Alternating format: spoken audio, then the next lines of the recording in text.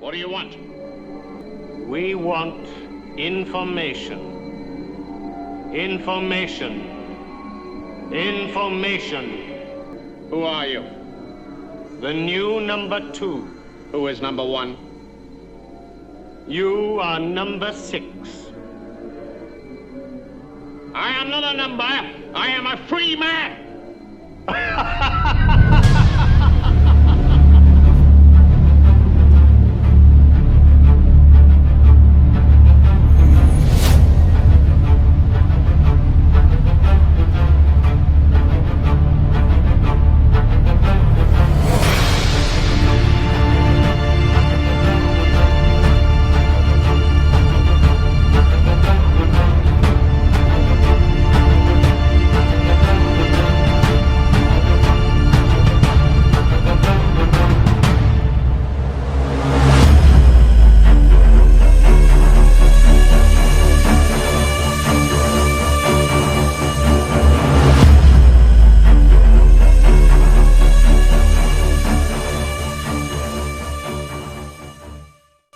Listening to the Alchemical Tech Revolution, and I am your host, Wayne McRoy. Good evening, everyone. Tonight, we're going to discuss the invisible world, aspects of the occult, and of course of all the major religions of the world as well as the philosophy of the elites, those people who control things in this world, the belief systems of these dark occultists who run things in this world. And we're going to delve into a book here written by Mr. Manley P. Hall, one of the most celebrated occultists of the 20th century. And this book is titled The Sacred Magic of the Qabbalah. Qabbalah spelled with a Q in this rendition, of course. The Science of the Divine Names by Manley Palmer Hall. This is a second edition printing. Copyright April 30th, 1925. And this is actually a scanned copy of an old dusty book found in the University of Illinois Library at Urbana-Champaign that sat there for a good many, many years, and this was scanned in. And we have a copy of this today, thanks to this. You see, for as dangerous as these types of technologies can be for our future, they're also useful tools. We have access to many of these books and these works that we have never had before, prior to the modern era here. And by modern era, I mean, I'm talking, if you go back 10, 15 years, a lot of this stuff you cannot find. You would not be able to find. You would need access to a good Masonic library or some such thing, or a publishing company that handles those types of books to get a hold of this stuff.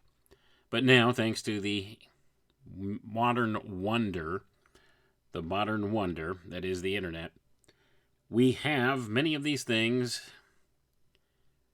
right in our hands whenever we want, and that's a handy tool for sure. There's a lot of good uses for the technology. Problem is, it's these type of people, these dark occultists who run things in their ilk, who control the direction that these technologies get taken. And that is where the problem lies. Not so much in the technologies themselves. They can be useful tools. They can do many wonderful things for mankind. But the people controlling their direction only have their own personal interests at heart and do not care about mankind as a whole. So that being the case, they steer these things in some awful directions. So for a little context here, Manley P. Hall, celebrated among the Freemasons, he also belonged to a slew of other secret society groups.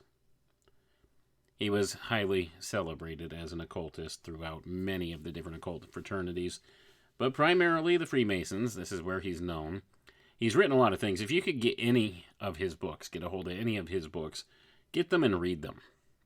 He certainly knew a thing or two. Was a very intelligent guy, and he had a good grasp of a lot of this material and was able to make it understandable for your average reader. So that's a good thing in and of itself, and his magnum opus, The Secret Teachings of All Ages, is a great book to have on hand, just as a reference guide.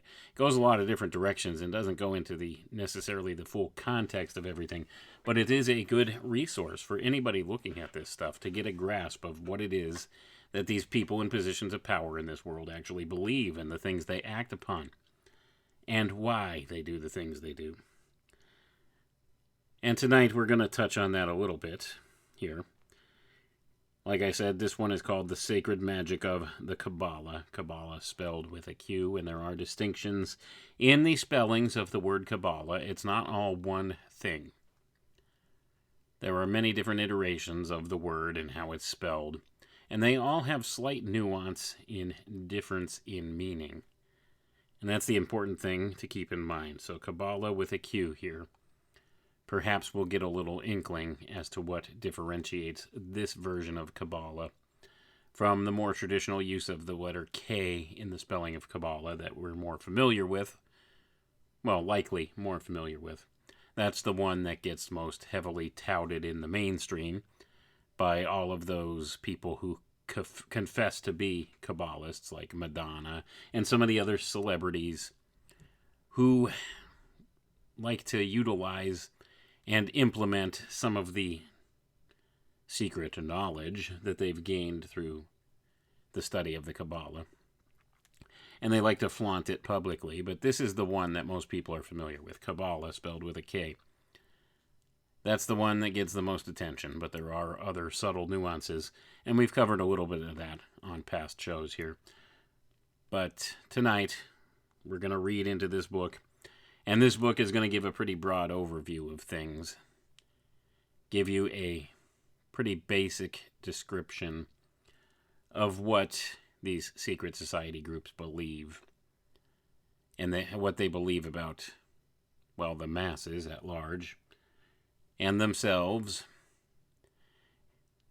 And we'll see the distinction that they make here. So let's get right into the introduction here. The religious teachings of all nations may be divided into two general divisions. The first is the religion of the common people, and is the exoteric faith. The second is the religion of the wise and initiated few. This is the esoteric faith, and seldom, if ever, appears in the world without the cloak of ritual and symbol to conceal it from the uninitiated. Gonna pause for a moment here, folks. The uninitiated, also known as the profane, to those in the secret society groups here. The common people, the profane. You see, they're not the wise ones. The wise initiated few, as he calls them here. Let's read on. The esoteric faith assumes the same position in connection with religions that the spirit holds in relation to its bodies. The bodies bear witness of the spirit. Through the spirit comes the life which animates and vitalizes the bodies. Gonna pause for a moment here, folks. Okay, so this is a little bit of profound philosophy being laid down right here now. So now he's saying this esoteric faith is actually more akin to the spiritualized version of religious teachings. This is the actual spirit behind religion. So, according to what he's saying here, most of mankind, the common people, they just go through the motions of religion. They have this religion that they see on the exoteric level, which is just the base physical level here, and doesn't really attain to the spiritual. So the connotation being made here is there's nothing special or spiritual about this exoteric form of worship, as he calls it here. And that's why these people seem to think that, well, anybody that partakes in that is actually kind of foolish. This is what they think in these secret society groups. They think it's all just an illusion. And that the only way to practice the real religion, or the esoteric religion, is by practicing what they call soul science, where they develop their soul and their spirit, And it sounds good and attractive, but it's all based on the same teachings of the Gnostics, the idea of gnosis, where it's through secret knowledge that you acquire salvation and that you can transform yourself and eventually become God. That's what they teach. You will be God. But now he's making this connection here. So he's saying that in the same way we could think of the human body, the body being a type of container or vehicle through which the spirit can witness, where we witness the spirit. It's the same thing with this connotation attached to the religious ideologies. So he says, through the spirit comes the life which animates and vitalizes these bodies. And now we're going to get into something a little bit deeper here on the esoteric level and on the philosophical level. And this is some important information, too, that you won't really hear an awful lot about unless you get deeply involved in some of these occult teachings. And like I always caution you, you do have to take this kind of stuff with a grain of salt, but I also think that there is a kernel of truth attached to much of these things in certain ways. So we have to keep that in our consideration as well. But once again, it's one of those notions where there's no way to really prove nor disprove anything that's being said here.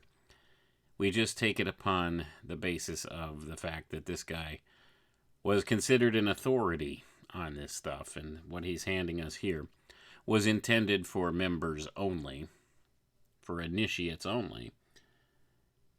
But that doesn't really mean anything because they're known to lie to their lower level members. They even acknowledge it in their own writings, but that's beside the point. So, like I said, use your discernment, take this stuff with a grain of salt. There might be some important connotation attached here, or some kernel of truth with some of this, and that's why it's important to look at this and consider. So let's read on here, because this next part tells you a little something about the esoteric. So, he says, through the spirit comes the life which animates and vitalizes the bodies. These bodies are often referred to as Matthew, Mark, Luke, and John, the witnesses or recorders of the life of the spirit. Man's 4 bodies are the evangelists who go forth bearing accurate witness to the spiritual life that animates and gives power to them. I'm going to pause for a moment here, folks. So notice he says man's 4 bodies, and each one is named after one of these evangelists in the Bible, the New Testament authors. The Gospels, the writers of the Gospels, Matthew, Mark, Luke, and John. Now these correspond in other teachings to what you would call, well, we're used to the physical material body. Then you have what they call the vital body, the etheric body, and the astral body, or some such combination. In the different teachings, the different groups may call these slightly different names. But there's this notion of we have these different bodies. We have this etheric body, this astral body, and this mental body. And they're called slightly different things in the different secret society groups and in the different occult fraternities. But they all teach the same things, and it's all the same principle involved here. So now he's referring to these as Matthew, Mark, Luke, and John. So let's keep that in mind, and let's continue on and see what else he has to say. So he says, in a similar way here, these bodies that are often referred to as Matthew, Mark, Luke, and John, the witnesses or recorders of the life of the Spirit. Man's 4 bodies are the evangelists who go forth bearing accurate witness to the spiritual life that animates and gives power to them. So then he says here, in a similar way, the body religious bears witness to the life spiritual. The world recognizes only the body, while the wise and initiated few study only the spirit. So I'm going to pause for a moment here, folks.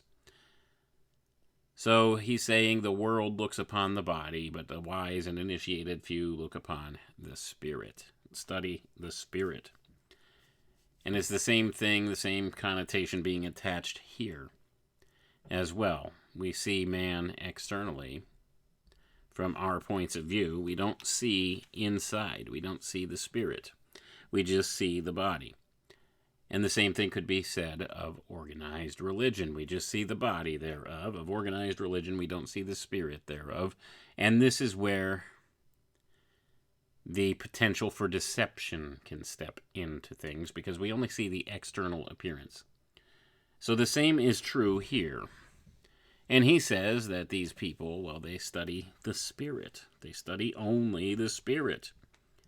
While the world itself recognizes only the body, these people claim that they recognize only the spirit. So he says, all concrete visible things belong to the world of effects. These are studied by the esoteric student only, that he may discover through them the invisible cause. Going to pause for a moment here, folks. So we see the external appearance, the physical appearance is the effect, but there's a cause that lies behind it somewhere in the spiritual. That's the connotation being made here. And that we only study the physical side of things, or look at this physical manifestation, the body, if you want to call it that, in order to get to the notion of the spirit. It's like looking at a reflection, and this is a hugely important idea. Man sees everything upside down and backwards. Everything in our reality is a reflection. It's a reflection of what the true nature of it is. And this is something that's largely understood by students of the occult.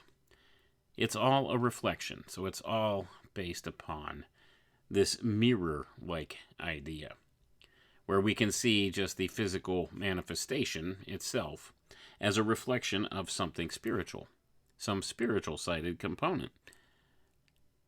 It aligns perfectly with the notion of Plato's cave and stuff like that, where you see the shadows, and largely mankind's just fixated on the shadows, not the light that's cast upon the actual body itself that causes the formation of the shadow.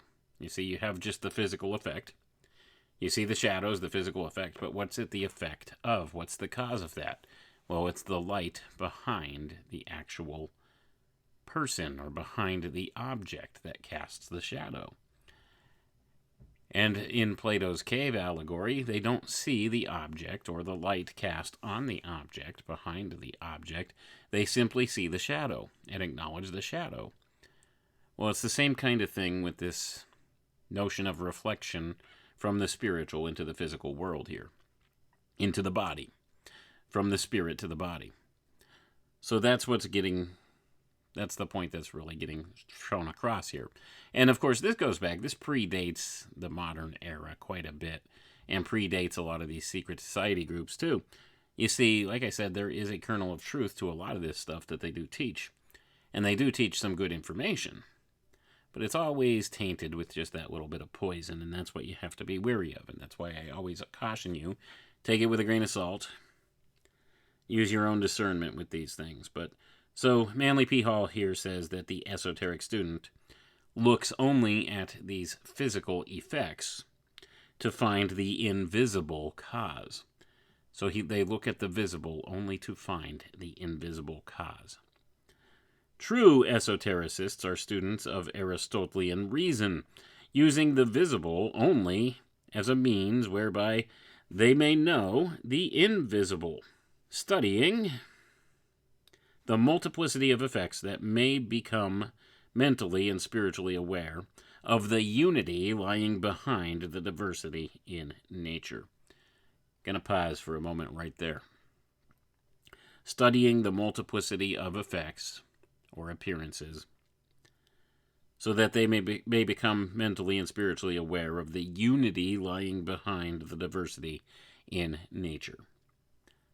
So we have this notion, once again, as they teach in these secret schools, that all reality and all manifestation here is nothing but God experiencing himself from multiple different perspectives simultaneously. And that all is one. And this is the kind of thing they teach in the secret schools. And I think a lot of it is a flawed ideology. I think we do have connection to God, the Creator, and I think we are interconnected in some very strange ways, but we are not all one and the same. See, this takes the idea of individualization or individuation out of the picture entirely. This all harkens back to the notion of collectivism, collective consciousness, hive mind mentality, that we're all one and the same. Uniformity. Unity, uniformity behind the diversity. So this takes free will out of the equation. When you want to get down to the brass tacks of all of it, if it comes down to this reunification, this going back to source as they try to claim here, that we're all one and the same, and it's only through the shedding of this outer garment and finding our higher self that we could reunify with the one mind. Well, you lose who you are in that sense. So it sheds off this notion of individuality. And that is problematic in and of itself, because we do have free will. And because we have free will, that gives us this individuation. And this was a gift from God. And it's one of the things that separates us from the rest of creation, the rest of what we know as creation, we should say. Animals operate by instinct. By instinct. They have intelligence, but they're guided by instinct, not so much by free will, by the free will principle. And then, of course, we have the spiritual hierarchies, which are acknowledged by the secret society groups, and also, to some degree, by the Bible itself. We have this acknowledgement of these hierarchies of spiritual beings that have influences here. They also lack this free will principle. So, with that being the case, free will is something special, and not something to be lightly given up. And it seems to me like that's what the whole notion of all of this is. It's casting aside free will and becoming a part of the collective once again. This is the notion taught by the secret society groups. I think they're missing something. Something just seems off. I could feel something in my spirit just doesn't resonate quite right with that notion. That we're all just this little fractal image of God. We are created in God's image, but that does not make us one with God. And that's wherein things get a little sketchy, problematic. Now, I don't claim to have all the answers. I certainly don't. And I reserve the right to be wrong about all of this stuff, but it seems to me there's something missing. There's a piece missing here to this whole puzzle.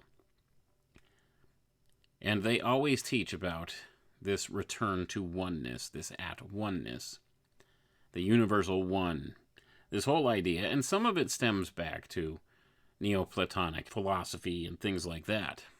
But there's certain notions of it that just don't seem quite there, quite right. They don't seem to line up with what our experience is at many junctions. So that being the case, that's one of the notions pushed here heavily through all the secret society groups. But let's go ahead and we'll read on, because he reveals more of their secrets here. So he says, behind the veil which conceals the great unknown stretches the world of causes, the invisible side of nature. It is not given to man at the present time to understand the mysteries of this prototypal land. The veil of Maya, M-A-Y-A, which divides the world of men from their source, the world of God, is not really a structure or fabric, but is rather the line of limitation. The things that lie beyond the hypothetical circle which surrounds man are unknown because they are too attenuated and subtle to be recorded by the senses which the human race has thus far developed. Going to pause for a moment here, folks. So he's talking about the veil, also referred to as Maya by some of the secret schools. The veil between worlds. This thing, this separation between man and God, this concept which separates man from God. The visible world from the invisible world of causation. Let's read on. This invisible world is explored only by a few hardy travelers who, striking out from the human race, dare all in their efforts to chart and map the great vistas of eternity. These daring ones are rewarded for their efforts by being accepted into the invisible. They become citizens of two worlds and are known as the initiates and masters. Only those who have gradually learned the subtle laws of the invisible nature are permitted to pass beyond the veil. Gonna pause for a moment here, folks. So once again, here's another notion that needs to be taken with a grain of salt. There's no way to really prove nor disprove this. If somebody makes this claim, you kind of either have to accept their word on it or reject their word on it. They have no way of proving to you that they've been to the other side of the veil and know what they're talking about. No way to really prove that. No way to disprove it either. It's all taken on a basis of faith. But at any rate, these are the ones that they claim are the initiates and the masters. Let's read on. All of the arts, philosophies, and sciences which surround us in the material world are effects and doctrines concerning effects, for when they have become concreted or organized, or have reached that point where they can be grasped by the human mind, they have come across from the intangible to the tangible, and have assumed, to a partial degree at least, the veil of substance. They have taken on coats of skins, and in becoming one with men, have severed their connection with the infinite. As the body conceals the spirit, so within the soul shrine of every philosophy and religion is hidden a living, divine, glowing coal.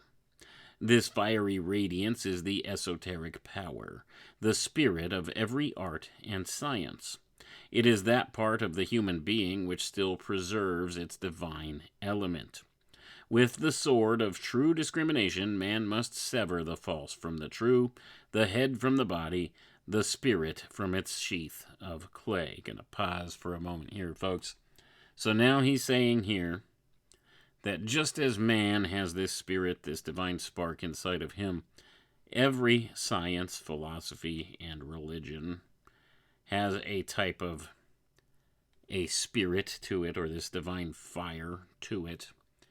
This burning coal, this glowing coal, this fiery radiance, giving it some type of embodiment. So this would give all of these notions a spirit behind them of sorts.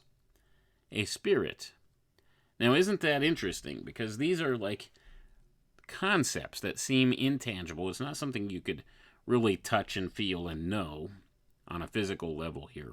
We're talking about things like religion, philosophy, science, ideas. So these ideas have a spirit behind them, an intangible spirit behind them. That's what he's claiming here. And of course, they always use the allegory of fire and the flame. That's why they consider themselves the philosophers of fire.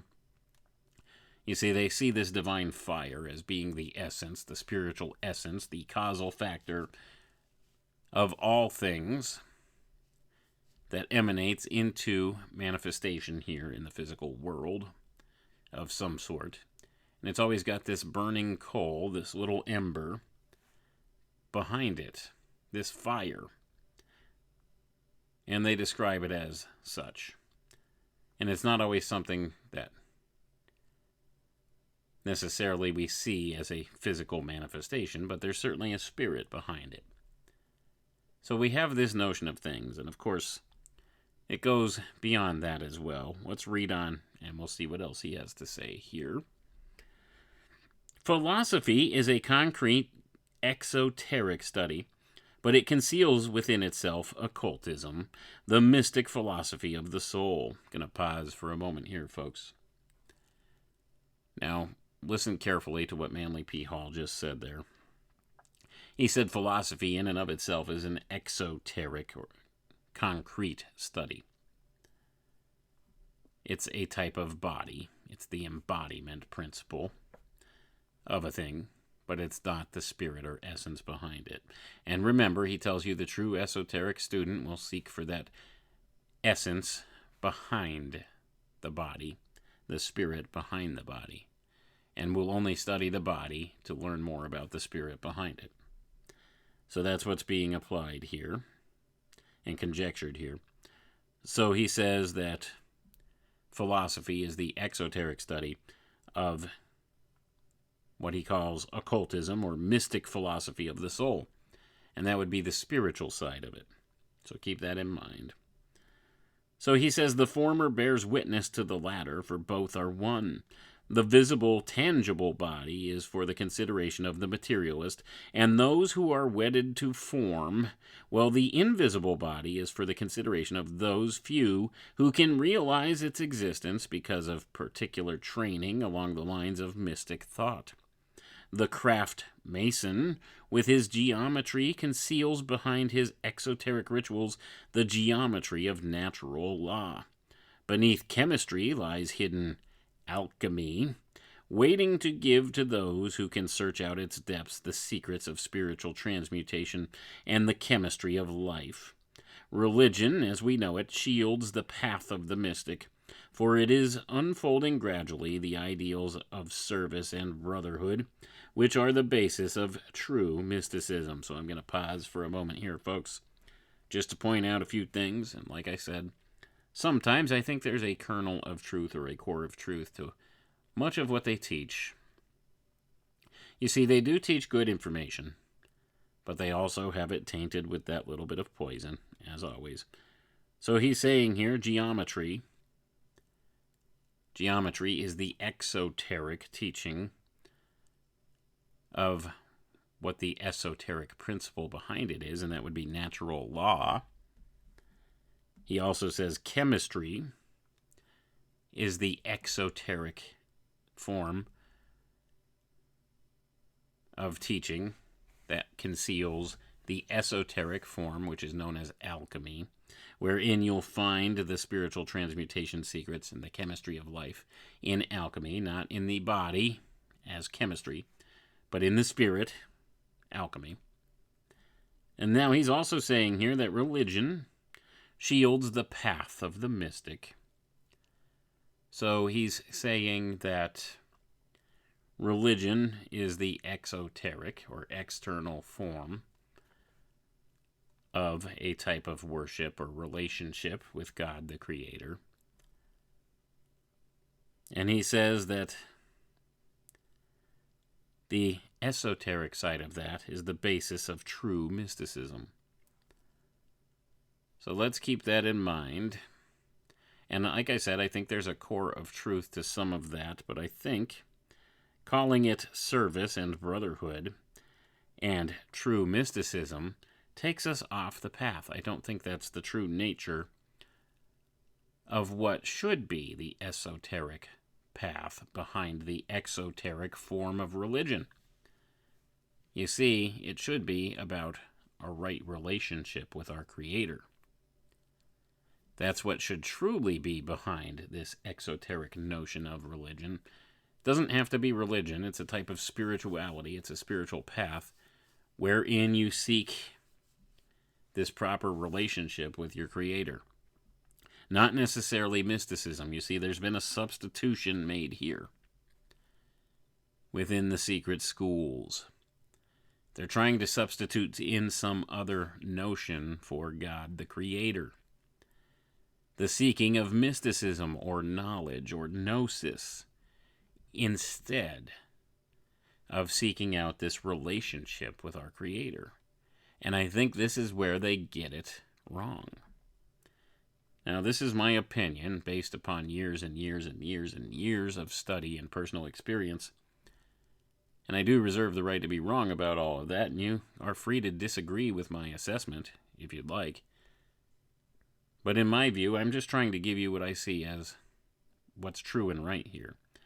And I think that's the notion here. So this obfuscation here, whereas he says religion shields the path of the mystic.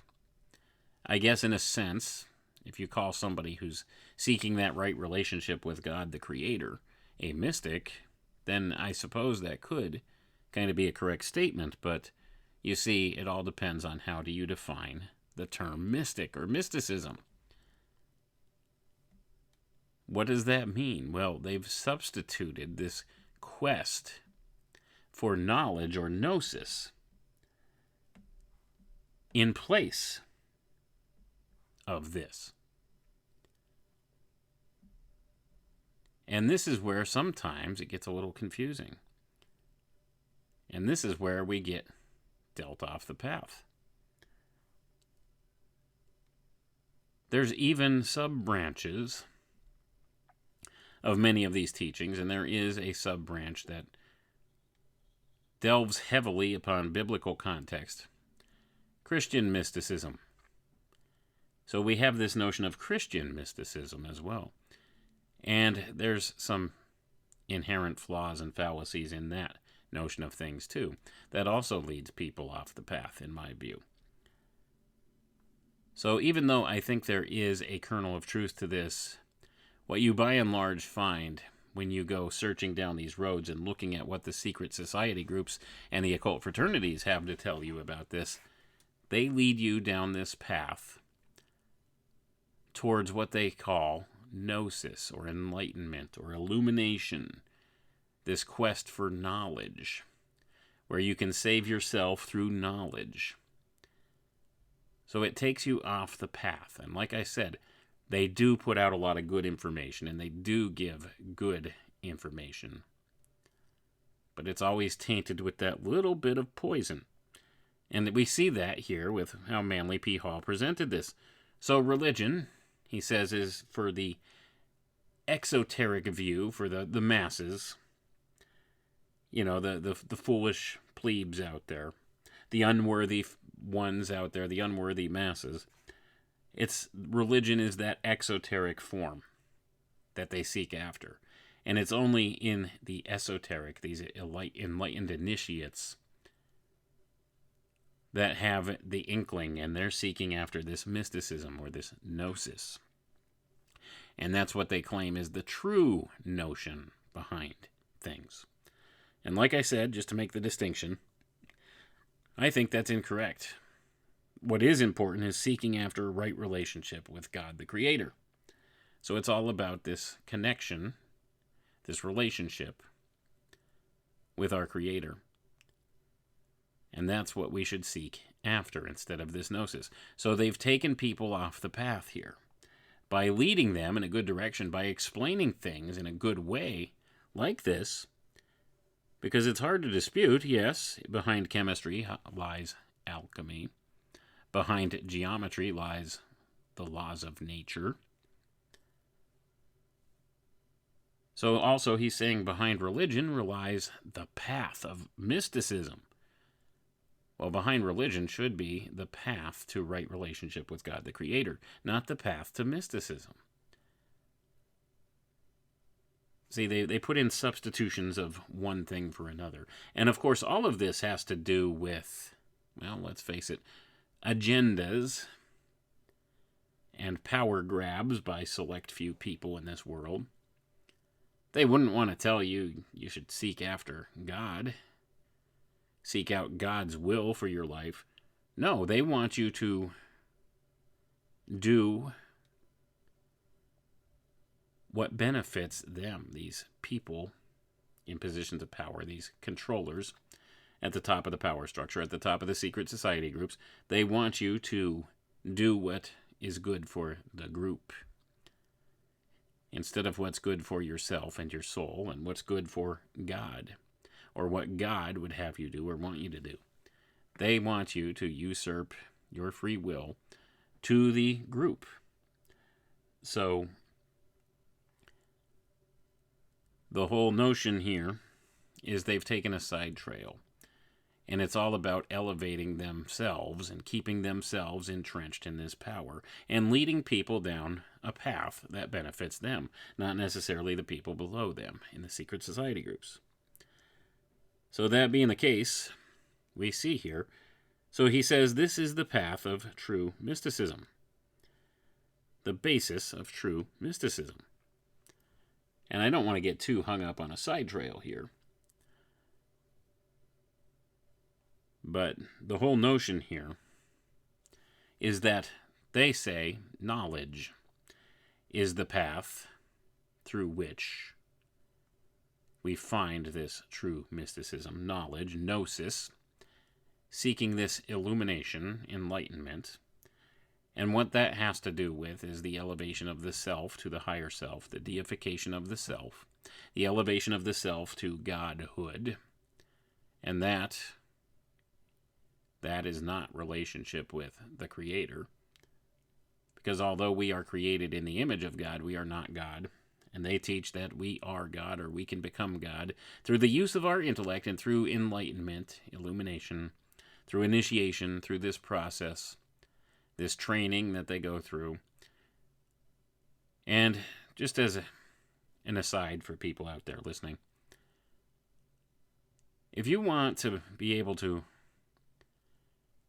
use a tool of discernment that is a pretty good approximate tool to use to determine what's true and what's false, and this has been given us by the Bible, simply ask the question, does it honor God or does it honor man? Any particular teaching that they give. So who ultimately is the one that's honored in the path of gnosis? Well, it's man. Now, does that mean that it's bad to seek knowledge? No. It's not bad to seek knowledge. But that's not the path to get you there. It's a side trail to keep you ever digging further and further, looking for something that your spirit and your soul yearns for and longs for. But you'll never get there through intellectual development. And that's the key here. There's a certain wisdom in realizing that you could acquire all this knowledge,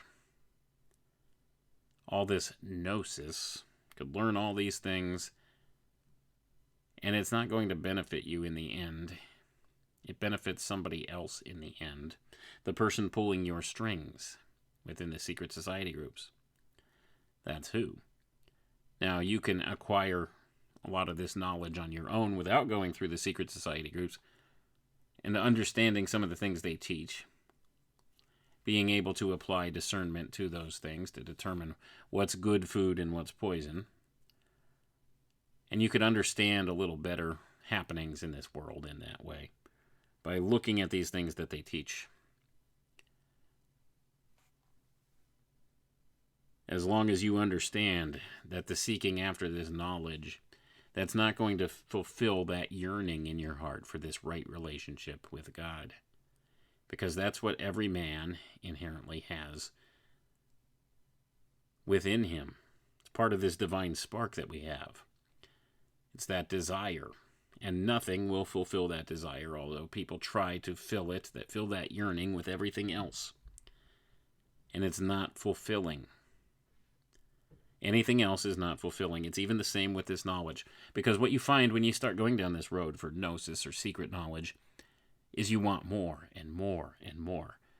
And of course that person that's just above you within the power structure or the secret society groups that claims to have this further knowledge than you, they'll dangle that carrot before you and keep you walking ever down the path, doing the things they want you to do.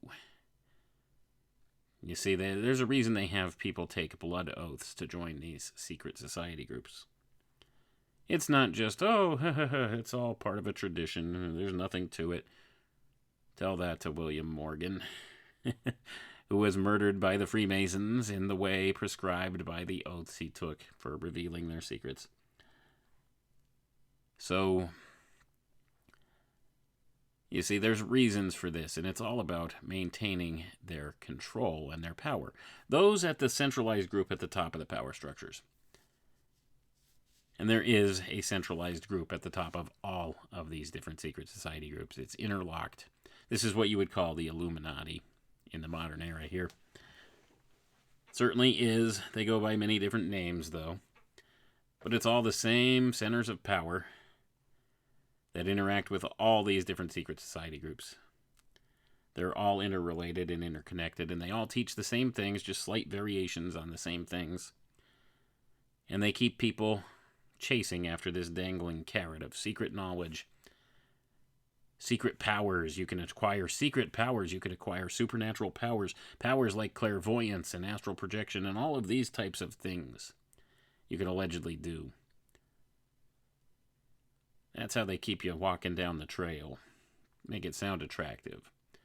If you're just good enough, if you just do what your teacher tells you, and you're devoted to it, and you give your all to it, then someday, maybe, if you're just good enough, then maybe you'll be able to acquire this power, or this ability.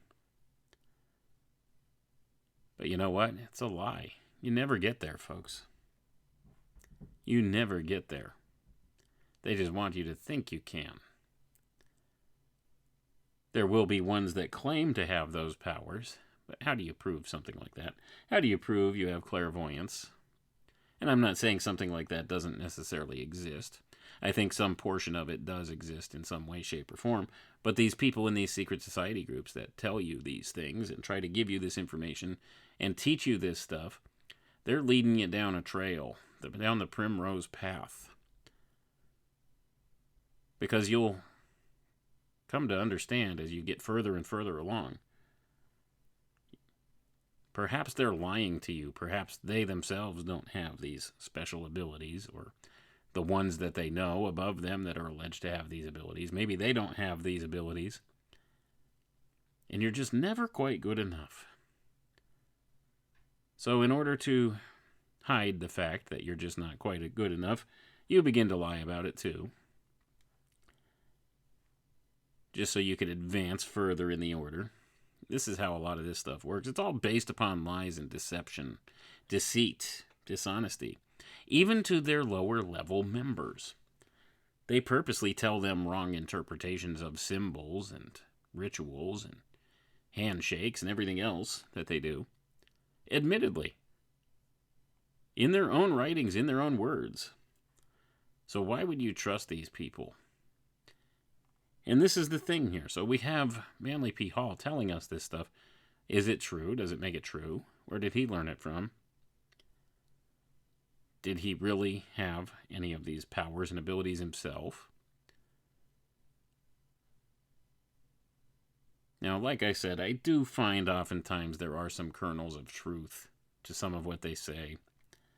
And I do find that there could be some good information mixed with it, but it's all suspect.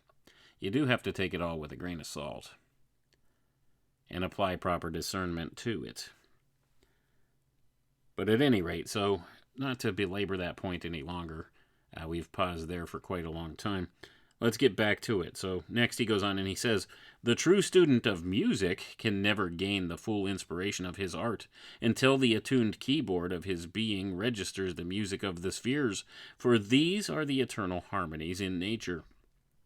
No artist has ever really learned color, no lawyer or physician his profession, until its hidden side has been understood, and no student of modern religion can unlock his sacred books without the twofold key of the Qabbalah. Gonna pause for a moment here, folks. So now he's saying, no student of modern religion can unlock his sacred books without the twofold key of Qabbalah. And now you know why so many of these celebrities are so hung up on this notion of Qabbalah. But of course, the Qabbalah that Manley P. Hall is speaking of here is Qabbalah with a Q, not with a K, like we're more familiar with. And there's a distinction. And see, that's the thing. Most people who even would bother to look at or study Qabbalah don't know that there's a difference between the different subtleties with the different spellings. So they don't know what they're truly getting involved with. And they do overlap. Don't get me wrong. But it's not all the same notion or the same thing. And this is another thing where they get you. You see, there's an exoteric version of Qabbalah as well as an esoteric version, much like they apply to the notion of religion, philosophy, science. Same thing can be applied to this Qabbalah. Qabbalah. So we have some more interesting ideals here to keep in mind as we continue. So let's go ahead and we'll see what else he says here next. The Bible, as it is studied today by the average Christian, is a sealed book. There are few who can read its meaning, for we can see and understand only those things which are already part of our natures. From the time of Moses, the Jews have preserved by oral tradition certain spiritual laws, certain mystic principles which, when applied to the exoteric documents of Scripture, reveal to those capable of using them the unseen spiritual side and the wonders of the invisible nature. With these keys, a student may unlock many of the hidden places of religious philosophy and may unravel intelligently the complicated story of the gods, plural, he says here. The gods. Gonna pause for a moment here, folks. So, the Bible, he says here. It's only if you have this Kabbalic key that you can unlock the understanding of what's really being said in there. Let's continue on. In the following pages are gathered a series of concise statements intended to give the student of the invisible path a few principles or foundation stones upon which to build a superstructure of personal experience and first-hand knowledge. By means of them, he may unravel the thread of existence and, like Alexander, cut the knot that the world has tried so long to untie. Life is the Gordian knot, wisdom the sword of quick detachment. According to ancient views, the veil between the false and true was composed of draperies of knotted cords and tassels. Each of these knots was placed in a peculiar position in relation to the others, and whoso can read the cipher of these knots can solve the Cabalistic mysteries of the Jews. Gonna pause for a moment here, folks. So he's talking about cutting the Gordian knots with the sword of quick detachment to reveal the secrets behind the Scriptures. And Qabbalah, he says, is the key to doing this. The Jewish mysticism. And of course, the Qabbalah we're speaking of would be the Qabbalah with the letter K, when you're talking about the Qabbalah of Jewish mysticism. So why does he have a Q here? Why is he talking about it with a Q? Well, this has to do, in my estimation, in my view, and like I said, I reserve the right to be totally wrong about this, but this is just the inclination I get from having looked at many of these things for so long. The inclination I get is when they use the term Qabbalah spelled with a Q, this would be sort of the spirit side of the Qabbalah, the Jewish mysticism with the K. So this would be the esoteric version of that exoteric notion that we're familiar with as the Qabbalah of the Jewish culture with the K. So the one spelled with the Q is referring to that spiritual essence behind that. And there is a third type of Qabbalah, one spelled with a C. One spelled with a C, which is, in my view, the core of any of these teachings of Qabbalah. But this one is specifically attached with Jewish mysticism that we're speaking of. And this is the one that has largely been adopted by many of the secret society groups, at least externally on appearance, in the exoteric sense. And as I noted earlier, they are related and interconnected in many ways, but there are subtle nuances between all of them, these different forms of Qabbalah. So that being the case, we see here, because the next portion, talking about the sacred magic of the Qabbalah, spelled with a Q, it says, keys of the sacred wisdom. So Qabbalah with the K speaking of the Jewish mysticism, that's the one we're most familiar with, is derived from a term that means tradition, or the tradition. And when Qabbalah, spelled with a C, is taken back to its etymological roots, it means something totally different. It means of the horse. Qabbalah with a C. And it's the same root word for caballo in Spanish and the various other Romance languages. The horse. And there's a certain esoteric notion to that. But of course, we're talking about a Q here. And I haven't quite determined what the etymological root of Qabbalah with the Q would be just yet. I'm working on it, though.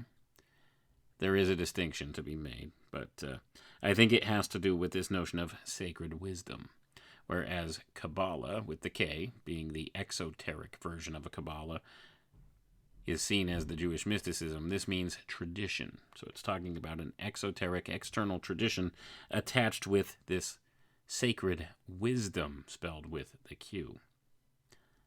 So now that we've pointed that out and made that distinction, let's read on here and see what Manley P. Hall says next about this. So he says the first point that a student must understand in studying the sacred sciences is that they will give him no powers or opportunities greater than those which he has prepared himself to receive by the life that he has lived. The daily life is the test of the student, and until he lives true to the laws of the mystic temple builders, he can never gain anything from the study of the Qabbalah, for the esoteric wisdom is not a series of intellectual facts, but a living spiritual thing which can be recognized only by those who live and think like itself. So I'm going to pause for a moment here, folks. So essentially what he's telling you here is, you see, your daily life, living your daily life under the same laws, being true to the laws and the notions of the mystic temple builders, this and this alone is the only thing that can help you to gain this esoteric wisdom of the Qabbalah. It's the only thing. So see, if you're just good enough, if you just listen to what your teacher says, and you're truly devoted, and you truly want it bad enough, then and only then, maybe, can you begin to understand some of this stuff. So he's already setting up the student for failure here, to expect failure, because it's only if you can live that lifestyle each and every day, day in and day out, with no wavering, with no setbacks, with no thoughts of, well, maybe this isn't right, or maybe this isn't true. No doubts. Only then will you maybe be good enough to maybe understand this. And this is how they get people down this path. So you keep going along and think, okay, well, I'm not seeing any results. I just must not be good enough. I've been faltering. Like, sometimes I lose interest and I step away for a couple of days. Sometimes I falter, just like everything else in life. Do you ever get tired? I know I get tired. Sometimes I just got to put it down and walk away for a while. Sometimes I got to forget about it. I got to tune out. I got to zone out and, maybe watch something stupid on TV to distract me for a while, just to settle down, calm my mind, ease my mind. We get tired. Sometimes we waver in our interests in things. Sometimes we lose interest for a little while. So this is bound to happen with anything. So of course he's already setting people up for failure here by telling them that it's only through this unwavering faith and this unwavering adherence to the true laws of the mystic temple builders that you can get there. And only sometimes. But at any rate, let's continue on. So he says here, secondly, there is only one reward for those who seek spiritual unfoldment and extensions of power without first cleansing their bodies and their souls. The very powers which the student draws to him in his studies will destroy him unless he is robed in the garments of purity. Unto the unpurified, God is a consuming fire, For wherever there is dross in the nature of things, his power will burn it away. With the influx of the spiritual power, there is a great cataclysm in the body of man, and if he has not prepared it to the best of his ability to receive this light, obsession, insanity, death will result from his foolhardiness, for broken bodies, nerves, and minds follow in the wake of broken laws. Gonna pause for a moment here, folks. So now he says, yeah, if you're not good enough and you try this, well, you'll destroy yourself. Once the all-consuming fire power, all this influx of spiritual power comes into you, if you seek it and you're not worthy, well, then it'll destroy you. So this further keeps people guessing, moving along, like, is this really something I want to risk? Do I want to pursue this to its invariable ends that way? Am I good enough? And they hold themselves back then from seeking this stuff out because they have doubts. They have waverings in thought. So anyway, this is the whole notion of how they keep people under their thumb with this stuff. They convince them that it's just about there. It's just right beyond their grasp. They just have to study harder. They just have to adhere to the laws harder. They just have to listen to their teacher more and keep striving and keep on keeping on with all of this and be devoted to what the organization wants them to do. So let's read on here some more. So he says here, third, the student of the mysteries must learn to be patient. He must be prepared to strive for ages without reward, with no greater encouragement than that of the realization of a life work well done.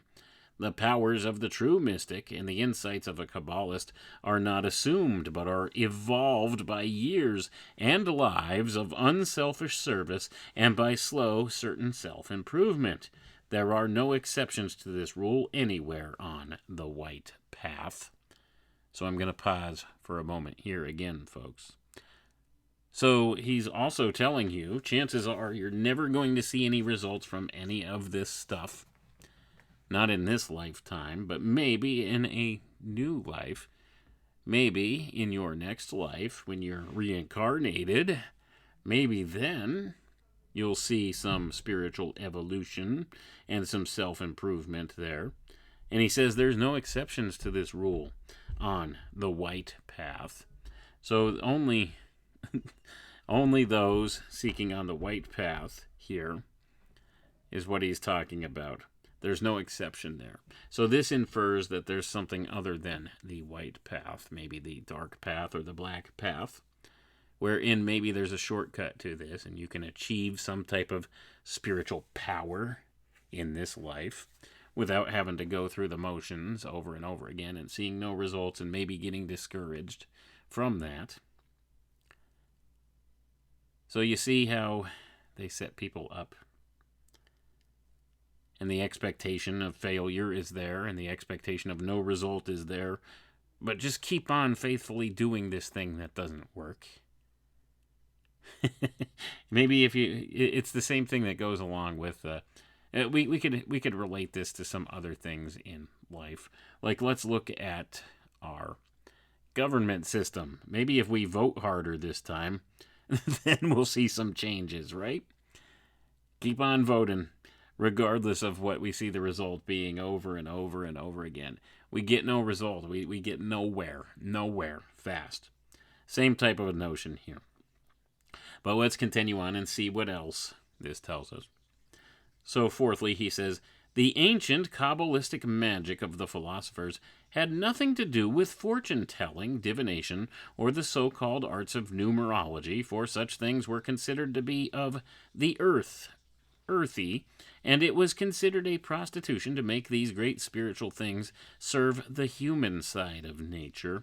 Those who study the Qabbalah to find out their lucky days, the length of their lives, their birth paths, and so forth, are failures before they begin, They prove beyond the shadow of a doubt that they are not worthy or prepared to receive the guardianship of the sacred teachings, for man cannot know truth until he realizes the value of it, nor can he be wise while he seeks anything else but wisdom. So I'm going to pause once again for a moment there, folks. So he's saying, Qabbalah, it's not all of these things. And anybody who's seeking to practice Qabbalah for any type of earthly gain for themselves, well, they're just not worthy. And they're not prepared to receive the guardianship of these secrets. So all of these celebrities who go out there touting their seeking of Qabbalah and all of this and trying to flaunt that in your faces and thinks that it gives them some type of, I don't know, sense of belonging to the big club or some such thing. Well, they're seeking it for the wrong reasons, and they're not going to have this wisdom, according to Manley P. Hall. So what's it for? It's for show, just like it is within the secret society groups. You'll notice they do everything in their power to ensure that just because you don't see results from it doesn't mean that it doesn't work, right? But that's beside the point.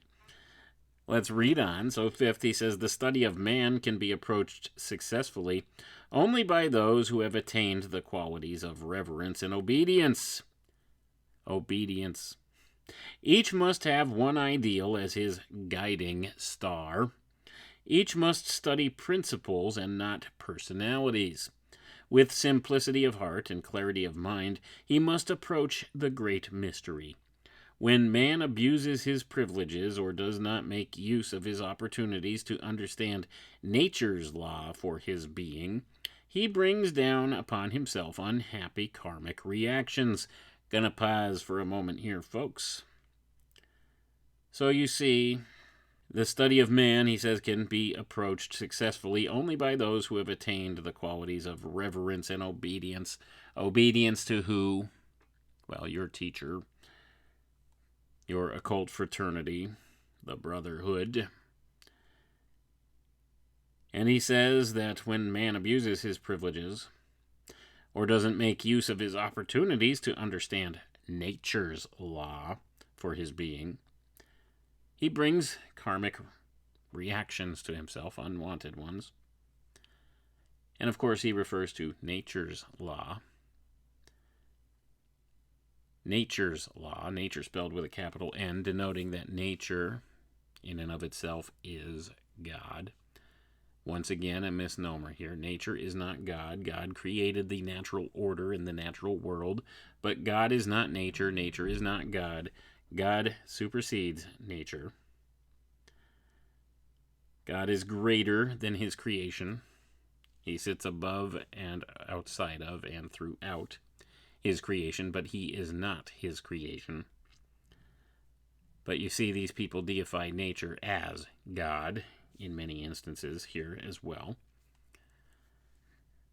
But you'll notice he says that, well, if anybody abuses their power or their privilege, they reap unhappy karmic reactions.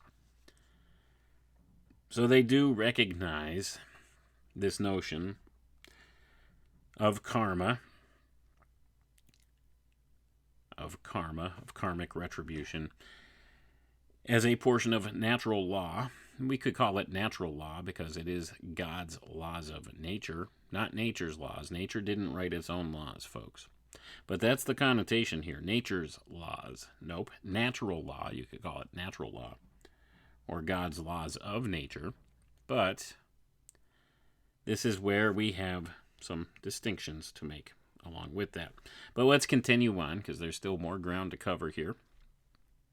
So 6th, he says, the old Jewish rabbis taught that those who study the Qabbalah play with fire, and the student of today knows that this is true of all esoteric teachings. They are a two-edged sword.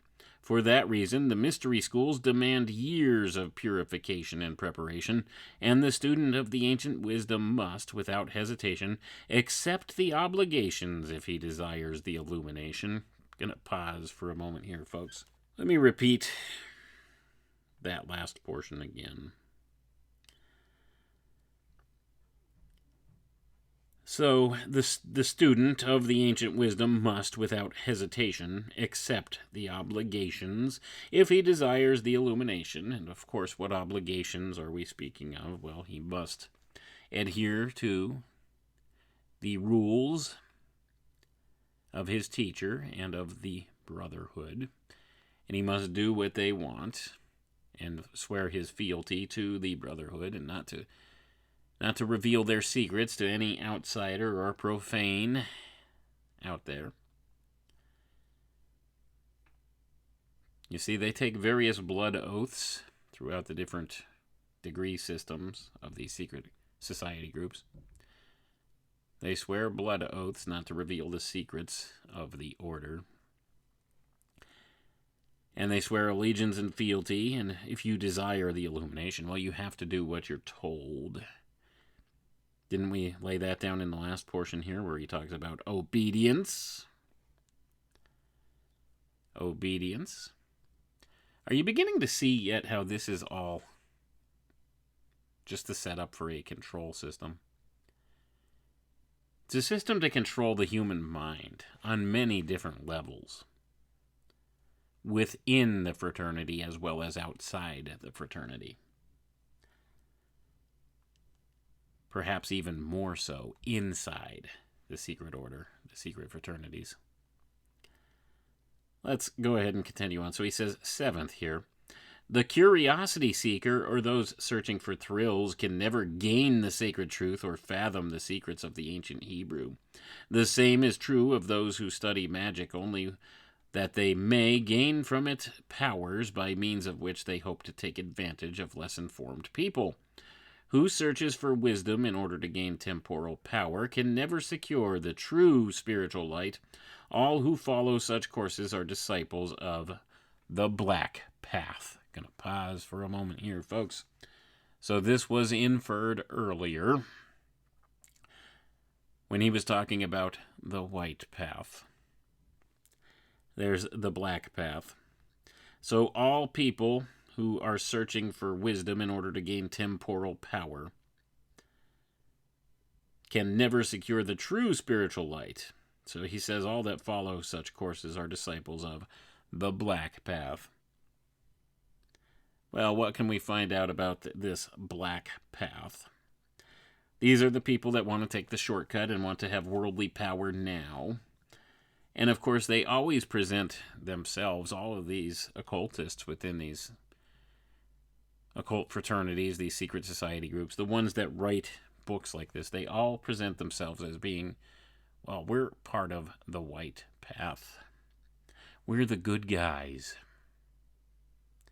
We didn't get into this for seeking worldly power over others or anything like that. But that stuff does exist. There's this black path, you see. But we avoid that, and we teach people not to go down that, because that just ends in disaster. You see how they always try to position themselves, and they always say, the black path. Well, yes, there's some bad apples that get involved with this stuff, and sometimes they take advantage and they use their powers and privileges for their own advantages, but we would never do that. We're the good guys. We're only teaching you the good side. You can't have any of the true spiritual light that way if you follow the black path. You see, it's always just this other carrot to dangle in front of you. So if you're one of those people that gets involved in one of these occult fraternities like this because you're interested in worldly power, well, they're just telling you, well, you'll never achieve the true spiritual light unless, of course, you do what I tell you, because I'm on the white path, and otherwise you're on the black path. So you'll do what I say, and then maybe you could acquire more power. And they keep dangling those carrots before you and keep you running on the treadmill. That's what happens in these occult fraternities, secret society groups. So let's see what else he says here. 8th, he says, only students actuated by the highest motives and purest ideals can hope to gain true knowledge of this great science, which instructs concerning the secrets of the soul.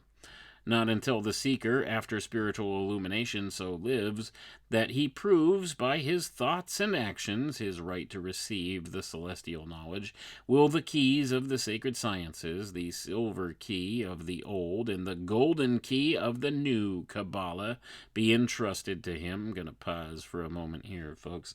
So the silver and the gold key to the gates, the silver gate and the golden gate, and that should give you a hint about what certain landmarks in this world and in this country have been named after. But at any rate, that's an aside for another day. But so it's only not until this seeker after spiritual illumination lives and proves by his thoughts and actions that he gets his right to receive this key to the celestial knowledge. How does one prove one's thoughts to some other person? How do you prove your thoughts? Think about that. Thoughts and actions. Who are you proving it to, and what exactly are you trying to prove? That's the other thing here. So you see how it gets all tangled up. But it's then and only then that these keys, this double-edged key, these two keys, the silver key of the old and the golden key of the new Qabbalah, can be entrusted to him. You see, there is an old Qabbalah and a new Qabbalah. Also, there's always more layers to these different connotations of things that they give in these secret schools. And it's the same thing. It's another carrot to dangle in front of you to keep you chasing after it. After more knowledge, more gnosis, thinking that it's fulfilling when it's not. It won't fulfill you. Don't get me wrong, it's not bad to know things, and it's not bad to seek knowledge about things. Nothing wrong with that at all. The more you know, the better off you are. They do say knowledge is power, and rightly so. Knowledge can be power, but it's only when it's wielded with wisdom that it can be power. Or when it's used wisely or rightly, that it can be effective. Oftentimes people misuse it and do bad things with it. It still gives them a type of power, but ultimately the path leads to destruction when used wrongly, when you use knowledge wrongly.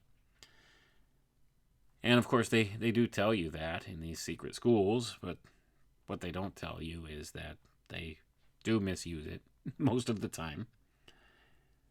But let's read on. That's an aside for another time. So 9th, he says here, man must cease trying to mold the universe into his own desires and chain God's laws to temporal ends. He must realize that the wise man molds himself into the divine plan, and instead of drawing God and wisdom down to himself, rises through the 7 heavens like Muhammad ascending to the footstool of divinity. Gonna pause for a moment here, folks. Now, herein lies another one of their inversions, their inversion principles. What he's telling you here is the opposite of what they really do and teach when they get to the higher levels.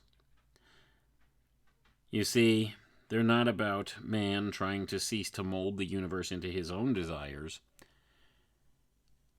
They do the opposite. They do try to mold the universe into their own desires and their own will.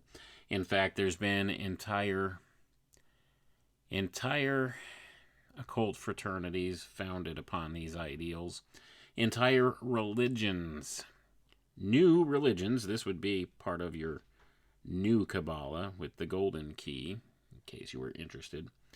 Founded based upon these types of ideals.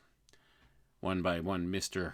Aleister Crowley, along with George Cecil Jones, founded the religion known as Thelema, which loosely translates as the will. Do as thou will is the whole of the law. And of course, we have this notion just gets totally inverted in that. So it's not about man ascending through the 7 heavens, as said here, and seeking to align his own desires with God's laws to temporal ends. It's about the full spectrum dominance of this creation and the usurpation of God's power and dominion here. And it's about this inversion principle, completely inverting this reality into a wholly artificial system built by man, which he thinks can be better than the natural order built by God. That's what they truly teach at the top ends of these secret fraternities. Of course, they keep people going down the road earlier on through their training, thinking that they're seeking the right side, that they're on the good side. And oftentimes, when and if people realize they're on the bad side, it's too late. There's no getting out now, and they got to keep their mouths shut. Or at least that's what they would want you to believe, and that's false too. There is getting out. There is a way to break away from these secret groups. It can be done. But that's a subject for another day. Let's continue on because there's a little bit more I want to cover here before we sign off, and we're running low on time. So 10th, he says here, the student must realize that a balanced mind to check their emotions and a harmonized body to manifest both are essential to an understanding of a teaching which is harmonious and balanced. Only those who have been faithful unto little things can ever hope to be given the sacred scepter of divine power, which makes them masters over greater things. Gonna pause there. So, of course, it's about balance and harmony. You see, it's all about this balance notion. You balance your good works with your bad works, or your bad works with your good works. And it's only then, through the natural balance here, that you can ever hope to have any type of divine power or mastery over greater things. It's keeping your balance. All about balance with these people. Not about doing what is good and right all the time. Nope, just make sure you have a balance of good with all the bad you do. Not about seeking to better oneself in that regard. It's not about that. After a certain amount of time, they believe that they're beyond morality or ethics of any sort. That stuff's beneath them and that they are no longer bound by that, even though it is a portion of God's natural law that he put into place here. But that's a subject for another day, too. Let's continue on. A little bit more ground I want to cover before we sign off. 11th. In the Hebrew alphabet, consisting of 22 letters, are the elements of Cabalistic knowledge. Each of the letters is composed of tiny flames joined together in various formations to produce letters. The number of flames to each letter ranges from 1 to 4. It is with the letters of this flaming alphabet that the student of the Qabbalah is first concerned, for they are the basis of a great fire-born doctrine. Going to pause for a moment here, folks. Are you beginning to see the fixation on the notion of fire? Fire. Once again, they do refer to themselves as the philosophers of fire, and they have various notions that they believe for this, why they cite themselves as such, and this is said to be one of them, and it does have to do a lot with some of these Kabbalic traditions. And, of course, the letters, the Hebrew alphabet, and this is an important thing, especially to the Masons, the 22 letters of the Hebrew alphabet. Well, let's continue on. A little bit more here to cover before we sign off. Number 12, it is said by the ancient Jews that it was with various combinations of these flaming points that Adam named all things while in the garden of the Lord. The student of occult philosophy realizes that all things have a true name, which is their eternal word, and also a form or material name, which changes with their manifestations. All of the true names are based upon various combinations of Yod, the great fire flame. Yod is the primitive figure or hieroglyph of the Hebrew alphabet.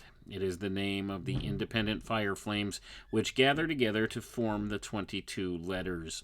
Masons have accepted this symbol as that of God. It is also the first letter of the Hebrew name Jehovah. Gonna pause for a moment here, folks. Yod. Yod. Y-O-D.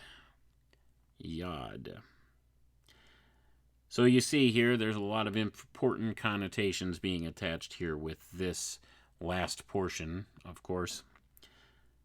So he says the student of occult philosophy realizes that all things have what they call a true name, which is their eternal word, and also a form or material name, which changes with their manifestations.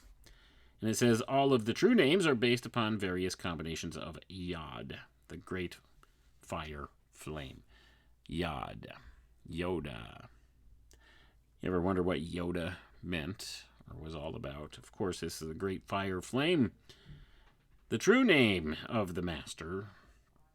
And of course, Yod being inferred in Yahweh or Jehovah. And we have this letter, of course, is inherent in what's called the Tetragrammaton. And this is the unpronounceable name of God.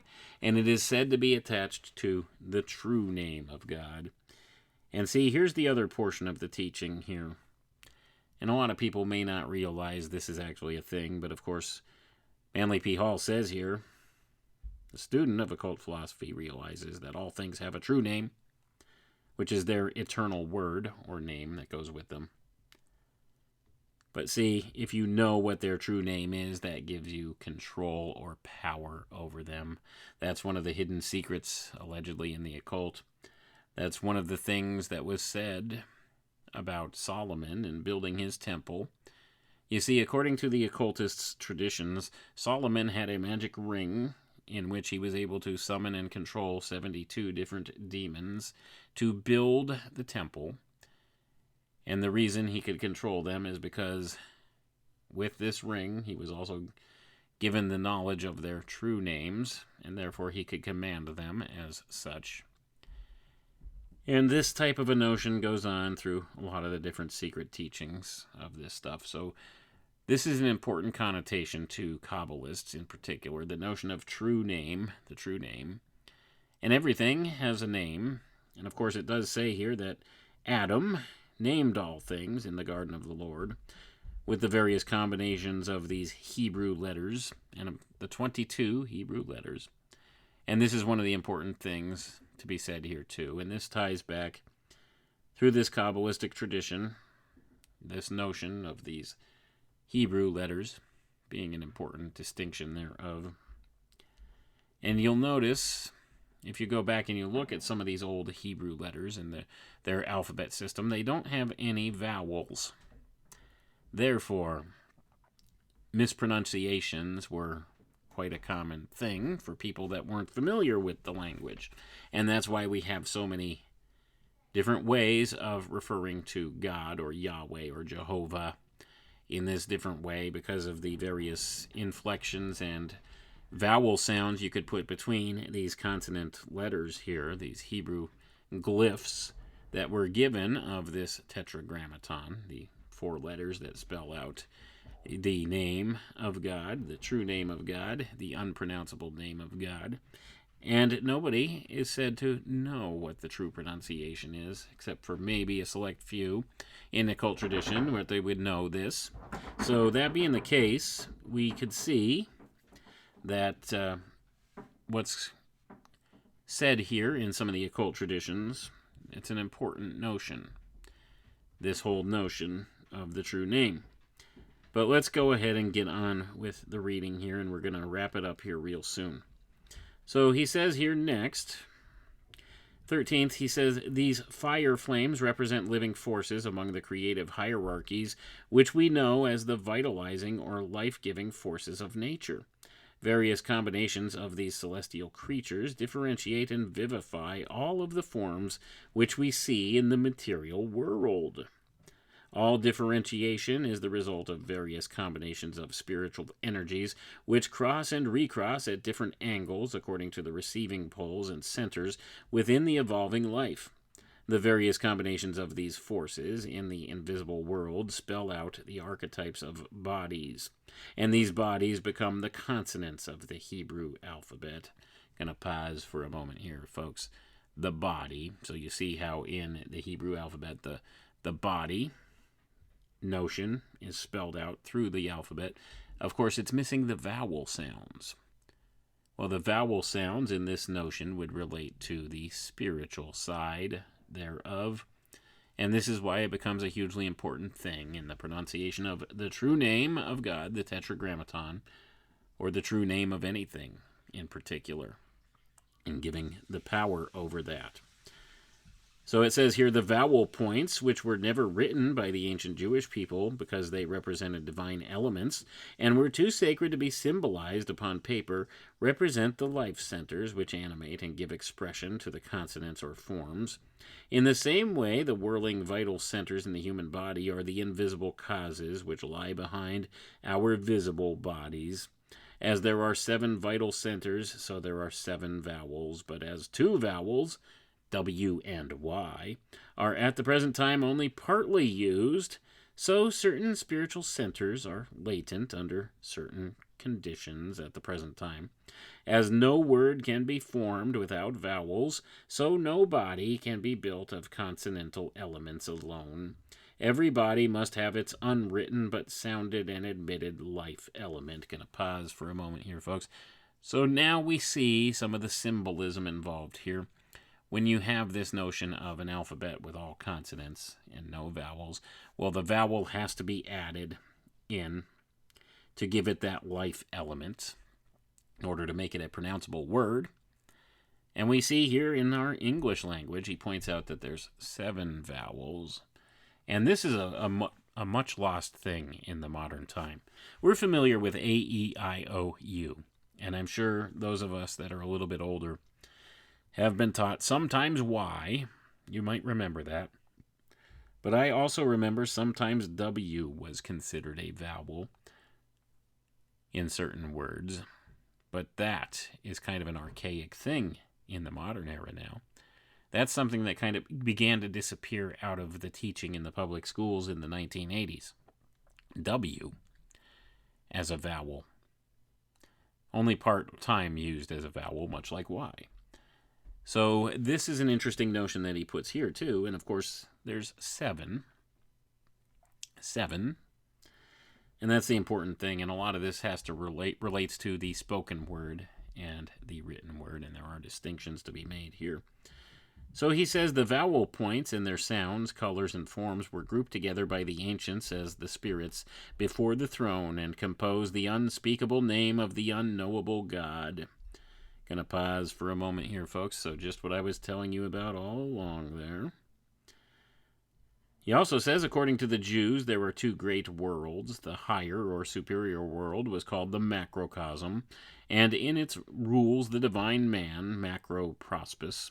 The lower world, or the lesser sphere, was called the microcosm, or little cosmos, and in it ruled an emanation of macroprospis, known as microprospis, or the lesser reflection of the greater.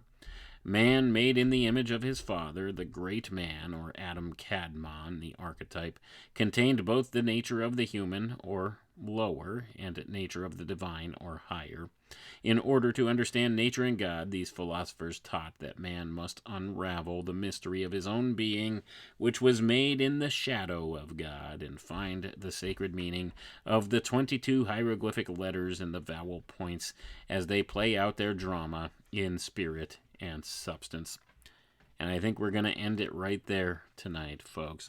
So you see, once again, this notion, the macrocosm, relating to God, or also known as Adam Kadmon in some of the old Cabalistic traditions, and this is not congruent with who we would consider God, the Creator, in the Christian faith, or the same type of ideology. But you see how they point out this notion, the macrocosm and the microcosm, as above, so below, man being a reflected image of the nature of God. And you see, man made in the image of his Father, the great man, and we are the lesser man, according to that.